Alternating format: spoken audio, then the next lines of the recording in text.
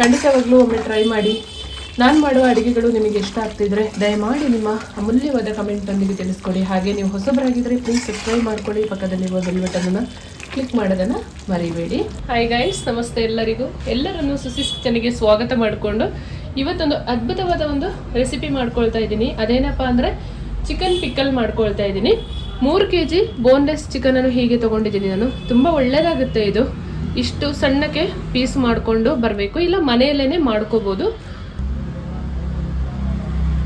1-2 ಚಮಚದಷ್ಟು ಉಪ್ಪು ಪೌಡ್ರನ್ನು ಹಾಕೊಳ್ತೀನಿ. ಸ್ವಲ್ಪ ದೊಡ್ಡ ಚಮಚದಲ್ಲೇ ಹಾಕೊಳ್ಳೋಣ. 1-2 ಚಮಚದಷ್ಟು ಅರಿಶಿನ ಹುಡಿ ಹಾಕ್ಕೊಂಡು ಚೆನ್ನಾಗಿ ಕಲಸಿ ಒಂದು 1 hour ಆದರೂ ಇಡಬೇಕು. ಇದನ್ನು ತುಂಬ ಚೆನ್ನಾಗಾಗುತ್ತೆ. ಇದನ್ನು ಆದಷ್ಟು ಫ್ರಿಜ್ಜಲ್ಲಿ ಇಟ್ಕೊಂಡ್ರೆ ತುಂಬ ಒಳ್ಳೆಯದು. ನಾವು ಹೊರಗಡೆ ಇಟ್ಕೊಂಡ್ರೆ ಆವಾಗ ಸ್ಪೂನೆಲ್ಲ ಹಾಕಿ ಅದು ಹಾಳಾಗುವ ಚಾನ್ಸಸ್ ಇರುತ್ತೆ. ಆವಾಗ ತುಂಬ ಮಾಡಿ ನೀವು ಫ್ರಿಜ್ಜಲ್ಲಿ ಇಟ್ಕೊಂಡ್ರೆ ನಮಗೆ ಯೂಸ್ ಮಾಡುವಾಗ ಸ್ವಲ್ಪನೇ ಒಂದು ಬಾಟ್ಲಿಗೆ ಹಾಕಿ ಇಟ್ಕೊಂಡು ತಿನ್ಬೋದು. ಮತ್ತೆ ಕೂಡ ಇದನ್ನು ಬಿಸಿ ಮಾಡ್ಕೋಬೋದು ಸ್ವಲ್ಪ ಎಣ್ಣೆ ಹಾಕಿ. ಇದಕ್ಕೆ ಸಾಸಿವೆ ಎಣ್ಣೆ ಹಾಕಿದ್ರಂತೂ ಬಹಳ ರುಚಿ ಕೊಡುತ್ತೆ, ತುಂಬ ಅದ್ಭುತವಾಗಿರುತ್ತೆ. ನಾನಿವತ್ತು ಸಾಸಿವೆ ಎಣ್ಣೆನೇ ಬಳಸ್ತಾ ಇದ್ದೀನಿ. ಫ್ರೈ ಮಾಡುವಾಗ ಮಾತ್ರ ಮಾಮೂಲಿ ಕುಕ್ಕಿಂಗ್ ಆಯಿಲನ್ನು ಹಾಕ್ಕೊಂಡು ಆಮೇಲೆ ಮಸಾಲೆ ಎಲ್ಲ ಫ್ರೈ ಮಾಡ್ಕೊಳ್ಳುವಾಗ ಸಾಸಿವೆ ಎಣ್ಣೆಲೇ ಮಾಡ್ಕೊಳ್ತೀನಿ. ತುಂಬ ದಿವಸ ಕೂಡ ಕೆಡದೆ ಶೇಖರಣೆ ಮಾಡ್ಬೋದು ಈ ಸಾಸಿವೆ ಎಣ್ಣೆ ಬಳಸಿದರೆ. ಮತ್ತು ರುಚಿ ಕೂಡ ತುಂಬ ಚೆನ್ನಾಗಿರುತ್ತೆ ಇದು. ನಾನು ಪೋರ್ಕ್ ಪಿಕ್ಕಲ್ ಮಾಡಿರುವಾಗ ತುಂಬ ಜನರ ಸಪೋರ್ಟು ಮತ್ತು ಕೇಳಿದರು ಇದನ್ನು ಚಿಕನ್ ಪಿಕ್ಕಲ್ ಮಾಡಿ. ಕೆಲವರೆಲ್ಲ ಪೋರ್ಕ್ ತಿನ್ನಲ್ಲ, ಹಾಗಾಗಿ ಚಿಕನ್ ಪಿಕ್ಕಲನ್ನು ಮಾಡಿ ತೋರಿಸಿ ಅಂತ ಕೇಳಿದರು. ಹಾಗಾಗಿ ನಾನಿವತ್ತು ಕೋಳಿ ಮಾಂಸದ ಉಪ್ಪಿನಕಾಯಿಯನ್ನು ಮಾಡ್ಕೊಳ್ತಾ ಇದ್ದೀನಿ. ಇದೊಂದು 1 hour ಬಿಡೋಣ. ಕೋಳಿ ಮಾಂಸದ ಉಪ್ಪಿನಕಾಯಿಗೆ ಮಸಾಲೆ ಹುರ್ಕೊಳ್ಳಲು ಒಂದು ಬಾಣಲಿ ಒಲೆ ಮೇಲೆ ಇಟ್ಕೊಂಡಿದ್ದೀನಿ.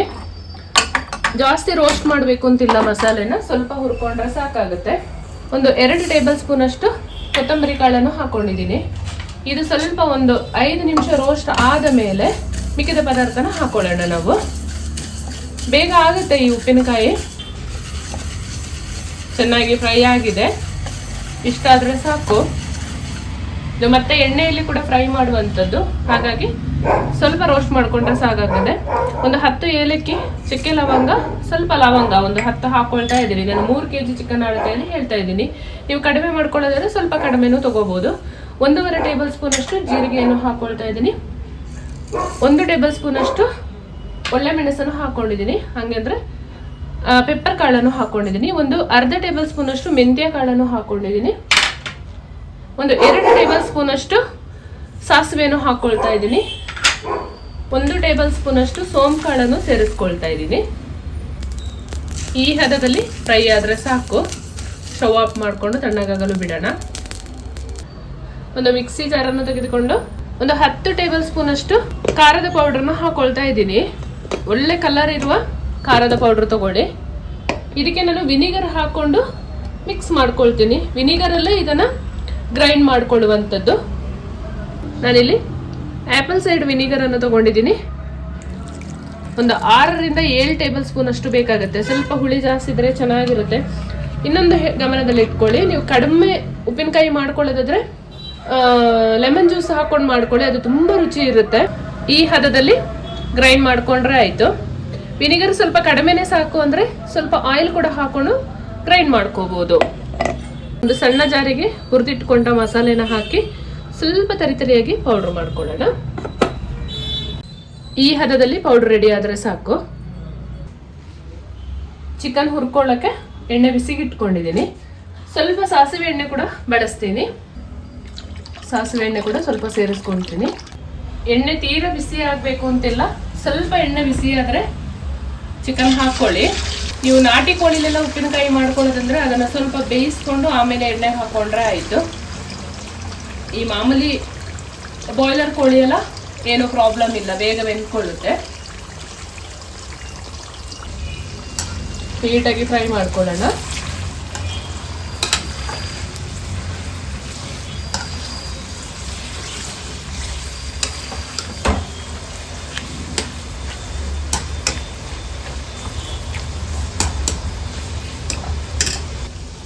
ನಿಧಾನವಾಗಿಯೇ ಫ್ರೈ ಮಾಡ್ಕೋಬೇಕು.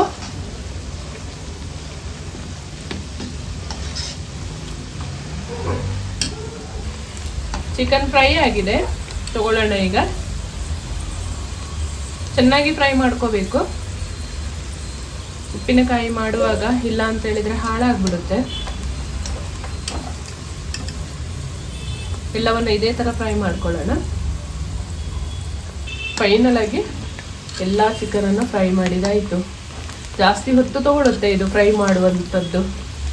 ಈ ಪ್ರಕ್ರಿಯೆ ಮಾತ್ರ ಜಾಸ್ತಿ ಉಪ್ಪಿನಕಾಯಿ ಮಾಡ್ಕೊಳ್ಳುವಾಗ ಇದು ಸ್ವಲ್ಪ ಜಾಸ್ತಿನೇ ಟೈಮ್ ಹಿಡಿಯುತ್ತೆ. ನಾನು 3 kg ಮಾಂಸ ತಗೊಂಡಿರೋದ್ರಿಂದ ನನಗೆ ಬಹಳ ಹೊತ್ತು ಹಿಡಿಯುತ್ತಿದ್ದು ಫ್ರೈ ಮಾಡುವಂಥದ್ದು. ಎಲ್ಲವನ್ನು ತಗೊಳ್ಳೋಣ ಈಗ. ಈ ಫ್ರೈ ಮಾಡಿದ ಎಣ್ಣೆನೆಲ್ಲ ಬೇರೆ ಪಾತ್ರೆಗೆ ತಗೊಂಡು ಇವಾಗ ಸಾಸಿವೆ ಎಣ್ಣೆ ಹಾಕೋಬೇಕು.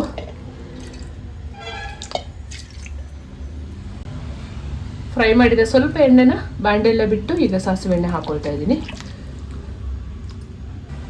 ಎಣ್ಣೆ ಬಿಸಿ ಆಗಿದೆ.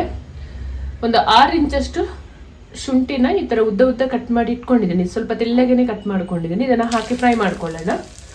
ಒಂದು 2 ನಿಮಿಷ ಫ್ರೈ ಮಾಡಿ ಆದ ಮೇಲೆ ಮತ್ತೆ ಬೆಳ್ಳುಳ್ಳಿಯನ್ನು ಹಾಕೋಬೇಕು. ಎಣ್ಣೆಯಲ್ಲಿ ಬೆಳ್ಳುಳ್ಳಿ ಮತ್ತೆ ಶುಂಠಿ ಚೆನ್ನಾಗಿ ಬಾಡಬೇಕು. ಶುಂಠಿ ಬೆಳ್ಳುಳ್ಳಿನ ಬೇಕಾದ್ರೆ ನೀವು ತರ್ತರಿಯಾಗಿ ಪೇಸ್ಟ್ ಮಾಡಿ ಕೂಡ ಹಾಕೋಬಹುದು. ಈ ತರ ಹಾಕಿದ್ರೆ ಇದೊಂಥರ ಚೆನ್ನಾಗಿರುತ್ತೆ. ಶುಂಠಿ ಚೆನ್ನಾಗಿ ಫ್ರೈ ಆಗಿದೆ. ನಾನಿಲ್ಲಿ ಒಂದು 4 ಗೆಡ್ಡೆ ಬೆಳ್ಳುಳ್ಳಿಯನ್ನು ಈ ತರ 2 ಭಾಗ ಮಾಡಿ ಇಟ್ಕೊಂಡಿದ್ದೀನಿ. ಇದನ್ನು ಸೇರಿಸ್ಕೊಳ್ಳೋಣ. ಬೆಳ್ಳುಳ್ಳಿ ಕೂಡ ಚೆನ್ನಾಗಿ ಫ್ರೈ ಆಗಬೇಕು ಎಣ್ಣೆಯಲ್ಲಿ.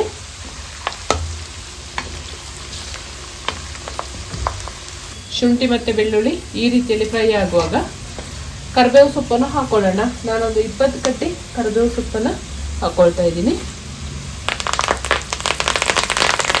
ಉರಿ ಸ್ವಲ್ಪ ಕಡಿಮೆ ಮಾಡಿಕೊಂಡು ನಾವು ವಿನಿಗರಲ್ಲಿ ಮೆಣಸು ಪೌಡ್ರನ್ನು ರುಬ್ಬಿ ಇಟ್ಕೊಂಡಿದ್ವಲ್ಲ ಆ ಪೇಸ್ಟನ್ನು ಹಾಕೊಂಡು ಚೆನ್ನಾಗಿ ಫ್ರೈ ಮಾಡ್ಕೋಬೇಕು.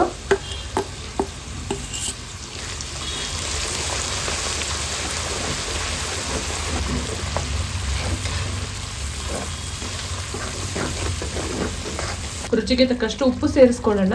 ನಾವು ಮ್ಯಾರಿನೇಟ್ ಮಾಡುವಾಗ ಕೂಡ ಉಪ್ಪು ಹಾಕೊಂಡಿದ್ವಿ, ನೋಡ್ಕೊಂಡು ಹಾಕೋಬೇಕು.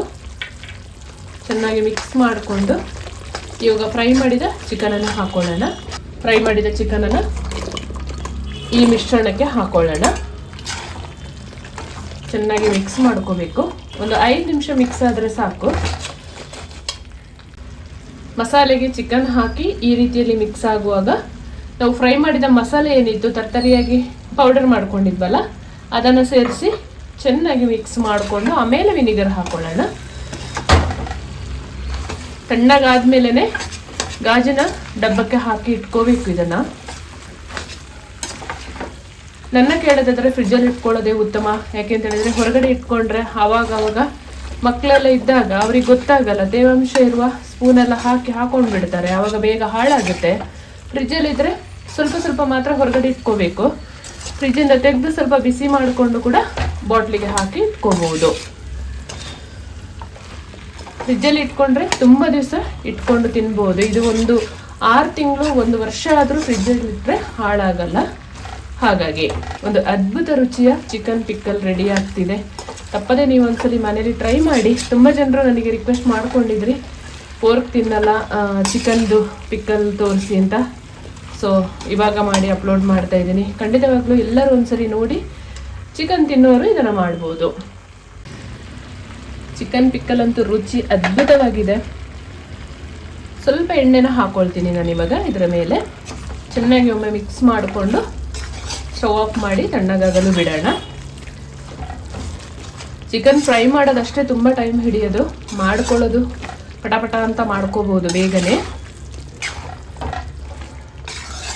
ಕಂಪ್ಲೀಟಾಗಿ ತಣ್ಣಗಾಗಲಿ. ಪಿಕ್ಕಲ್ ತಣ್ಣಗಾಗಿದೆ. ಇವಾಗ ನಾವು ಬಾಟ್ಲಿಗೆ ಹಾಕೊಳ್ಳೋಣ. ನೋಡಿ ಈ ರೀತಿಯಲ್ಲಿ ರೆಡಿ ಮಾಡ್ಕೋಬೇಕು.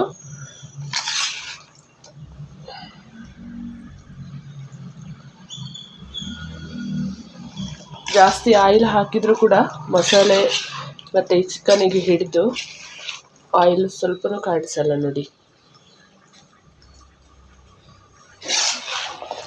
ಈ ರೀತಿಯಲ್ಲಿ ರೆಡಿ ಮಾಡ್ಕೋಬೇಕು. ಬಾಟ್ಲ್ ಒಳಗಡೆ ನೀರಿನಂಶ ಸ್ವಲ್ಪನೂ ಇರಬಾರ್ದು, ಚೆನ್ನಾಗಿ ಒರೆಸ್ಕೊಂಡು ಮತ್ತೆ ಹಾಕೋಬೇಕು.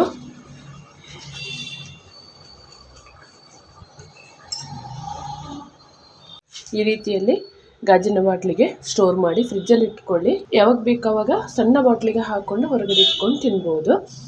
ಹೊರಗಡೆನೇ ಎಲ್ಲ ದೊಡ್ಡ ಬಾಟ್ಲಿ ಇಟ್ಕೊಂಡ್ರೆ ಪದೇ ಪದೇ ನಾವು ಸ್ಪೂನ್ ಹಾಕುವಾಗ ಅದು ಹಾಳಾಗುವ ಚಾನ್ಸಸ್ ಇರುತ್ತೆ. ಫ್ರಿಜ್ಜಲ್ಲಿ ಇಟ್ಕೊಂಡ್ರೆ ತುಂಬ ಟೈಮು ಕೆಡದಂಗೆ ಕಾಪಾಡ್ಬೋದು. ಖಂಡಿತವಾಗ್ಲೂ ಒಂದ್ಸರಿ ಟ್ರೈ ಮಾಡಿ. ಹಾಗೆಯೇ ಫಸ್ಟ್ ಟೈಮ್ ನೋಡೋದಾದರೆ ನನ್ನ ಚಾನಲ್ಗೆ ಸಪೋರ್ಟ್ ಮಾಡಿ ಅಂತ ಕೇಳ್ಕೊಳ್ಳುತ್ತಾ, ನೀವು ಮಾಡಿ ಹೇಗಿತ್ತು ಅಂತ ನಿಮ್ಮ ಅಮೂಲ್ಯವಾದ ಕಮೆಂಟಲ್ಲಿ ತಿಳಿಸೋದನ್ನು ಮರಿಬೇಡಿ. Thank you for watching.